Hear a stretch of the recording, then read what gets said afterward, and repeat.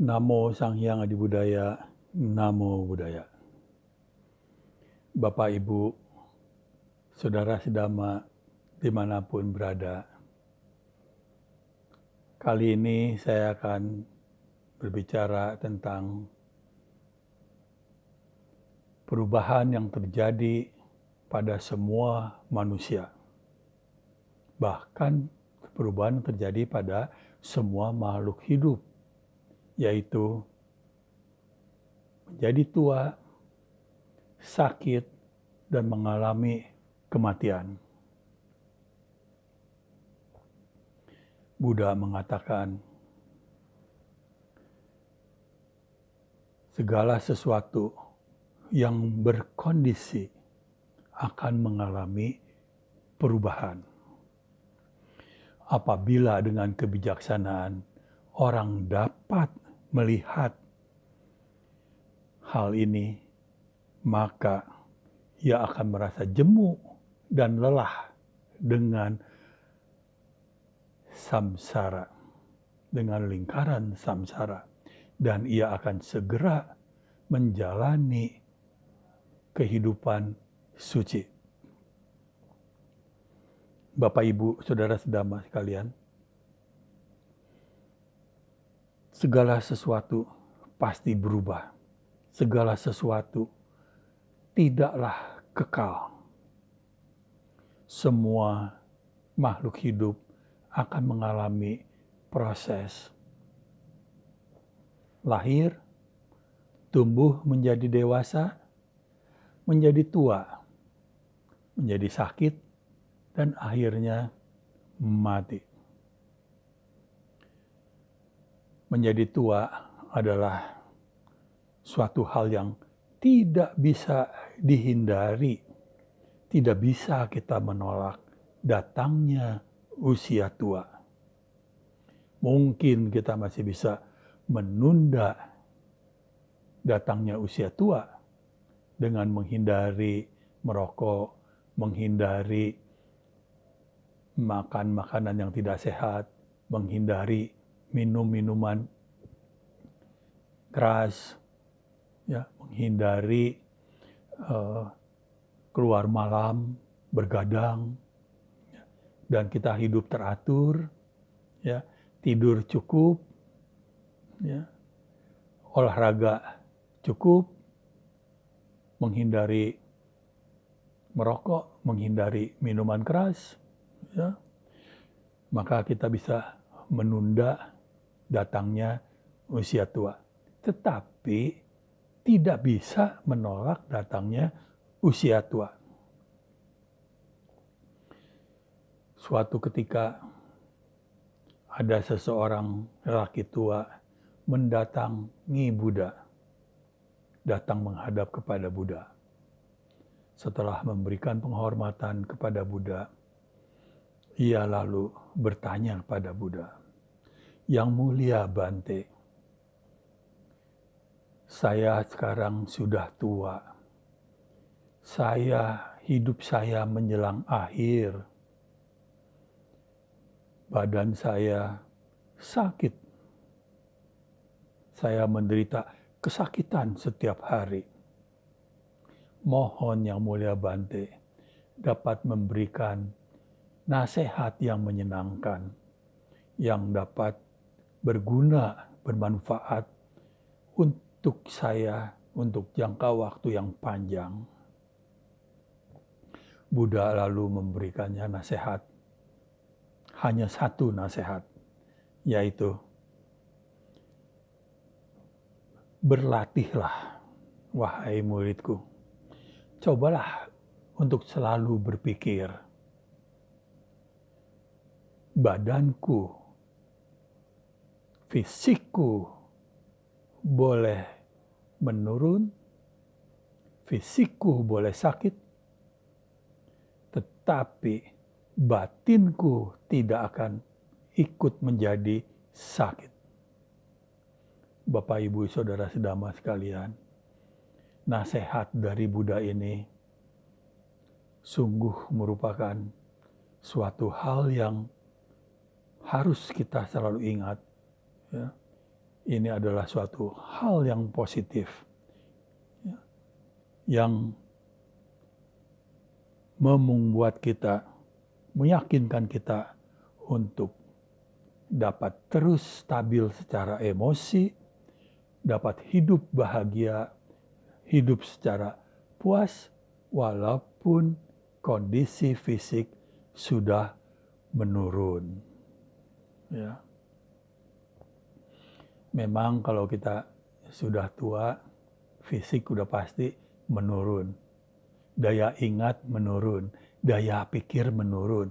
Bahkan ada yang sampai menjadi pikun, tidak bisa mengenali orang.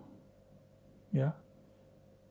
Kulit menjadi keriput, ya, rambut beruban, gigi tanggal, kita menjadi ompong, ya. Banyak hal-hal yang membuat kita tidak suka dengan datangnya tua. Ya. Kekuatan juga menurun, semangat menurun jauh sekali dibanding semangat waktu masih muda. Ya. Tapi Buddha memberi nasihat, fisik boleh sakit, batin jangan sampai sakit. Pikiran harus tetap sehat. Dan Buddha memberikan beberapa strategi agar pikiran tetap sehat walaupun kondisi fisik menurun. Ya. Yang pertama adalah Buddha mengatakan, terimalah usia tua ini sebagai suatu hal yang wajar. Jangan tolak datangnya usia tua, karena memang tidak bisa ditolak. Pasti akan datang terhadap siapapun. Ya. Zaman sekarang banyak orang yang tidak suka dengan usia tua. Banyak usaha-usaha dilakukan. Misalnya dengan minum obat awet muda, rambut disemir, bahkan memakai wig, ya. Pergi ke dokter kecantikan, melakukan operasi plastik, dan juga mengencangkan kulit, ya, kulit yang sudah turun, sudah keriput, dikencangkan lagi menjadi kencang bagaikan anak muda. Ya. Dan yang ini berlebihan adalah terus bergaul dengan anak-anak remaja atau anak-anak muda, merasa dirinya tetap muda. Ya. Jiwanya selalu merasa muda, makanya inginnya selalu bergaul dengan anak muda. Bahkan ada laki-laki tua yang menikahi gadis muda yang sebetulnya umurnya cocok menjadi cucunya. Bahkan hanya laki-laki tua, ada juga wanita tua yang tetap merasa muda dan menikahi pemuda yang ganteng, gagah, ya, tapi umurnya jauh di bawahnya, ya, cocoknya menjadi anaknya atau cucunya, tapi ini menjadi suaminya. Yang laki-laki tua, anak gadis muda menjadi istrinya. Sungguh ini adalah suatu hal yang memalukan, menjadi bahan tertawaan orang-orang. Menjadi hal yang lucu, tetapi juga menyedihkan.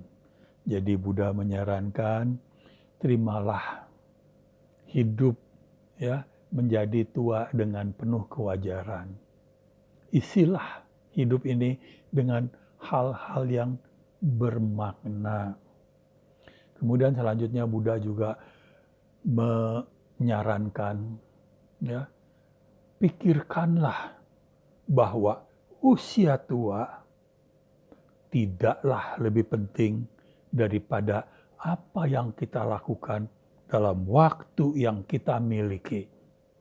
Buddha berkata, lebih baik hidup satu hari tetapi dengan penuh kebijaksanaan, dengan penuh kesadaran, daripada hidup 100 tahun tetapi tidak bijaksana, dan hidupnya tidak terkendali.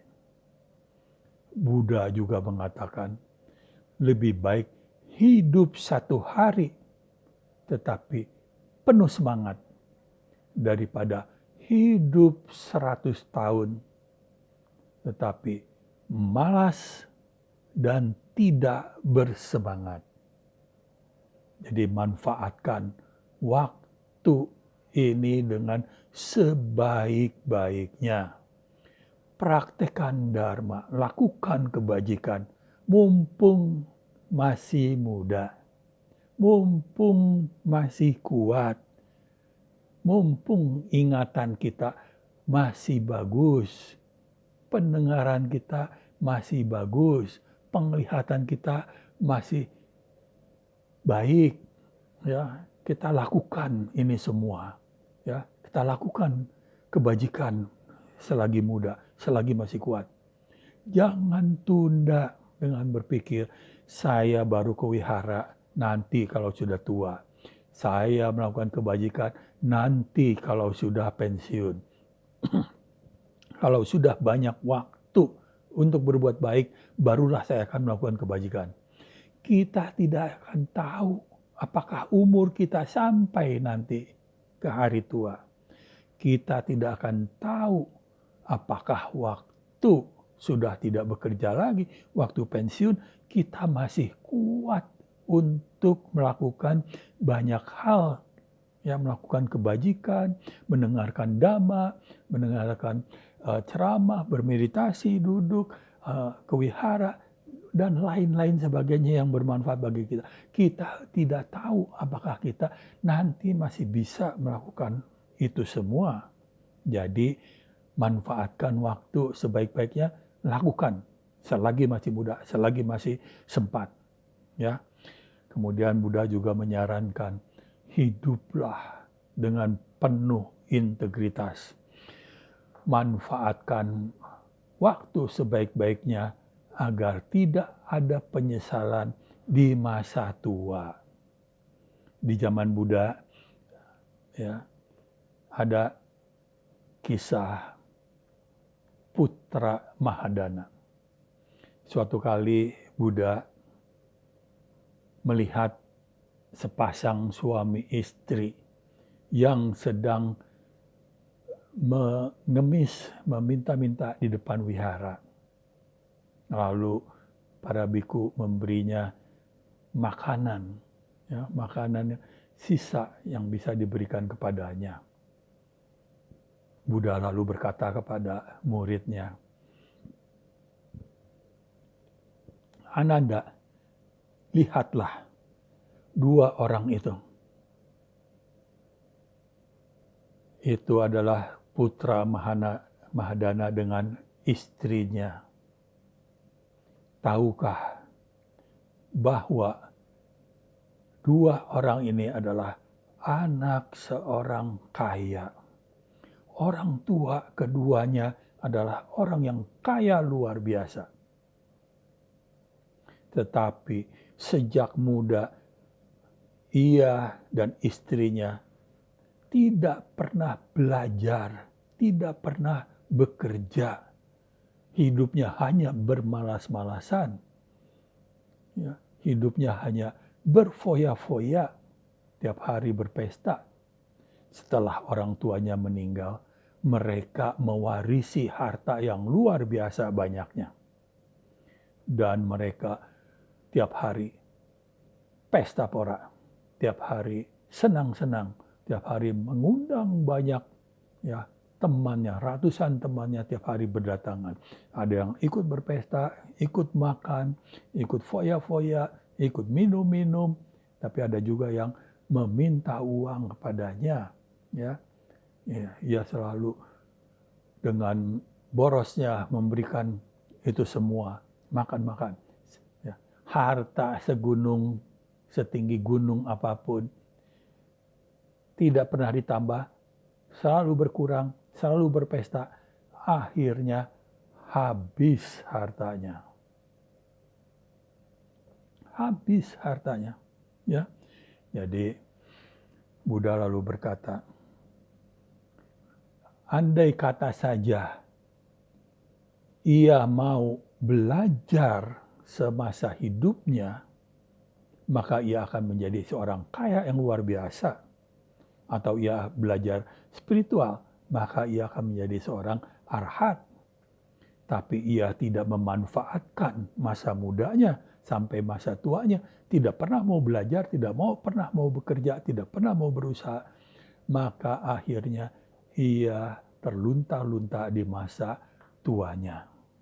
Buddha lalu berkata, mereka yang selagi muda tidak mengumpulkan bekal dan tidak menjalani kehidupan suci, maka kelak akan beranak seperti seekor bangau tua yang hidup di kolam yang tidak ada ikannya. Apa yang terjadi pada bangau tersebut akhirnya akan mati kelaparan. Jadi Bapak, Ibu, saudara-saudara sekalian, ya, mari kita manfaatkan waktu sebaik-baiknya. Ya, kita gunakan waktu sebaik-baiknya selagi muda. Dan selagi tua atau sudah tua pun kita tetap memanfaatkan waktu sebaik-baiknya. Kita tetap melakukan kebajikan, kita tetap banyak melakukan hal-hal yang bermanfaat bagi diri kita maupun bagi orang lain. Ya, tentunya disesuaikan dengan kemampuan fisik kita yang sudah menurun. Tapi tetap kita tidak bermalas-malasan menunggu datangnya el-maut. Kita tetap manfaatkan waktu sebaik-baiknya selagi muda, ya, dan juga selagi tua. Dengan demikian kita akan bisa menyambut datangnya kematian dengan tidak takut datangnya kematian. Kita sambut kematian ini dengan pikiran-pikiran yang tidak penuh dengan kegelisahan, kekhawatiran, penyesalan. Ya, kita berbahagia, ya, datangnya kematian ini, ya, kita tinggalkan seluruh hidup kita, ya, dengan penuh optimis untuk menghadapi kehidupan di masa yang akan datang. Demikian dhamma yang bisa saya sampaikan pada hari ini. Semoga bisa bermanfaat. Terima kasih. Namo Sang Hyang Adi Budaya. Namo Buddhaya.